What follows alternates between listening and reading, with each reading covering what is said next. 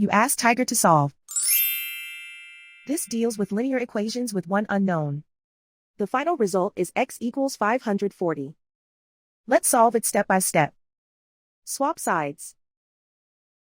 Group all constants on the right side of the equation. Subtract 13 from both sides. Group like terms. Simplify the arithmetic.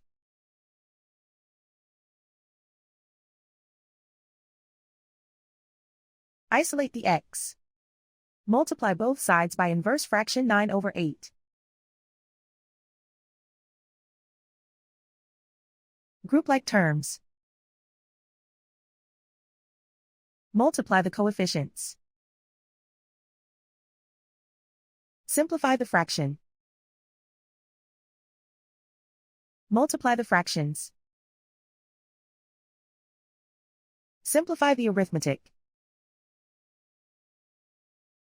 And so the final result is x equals 540.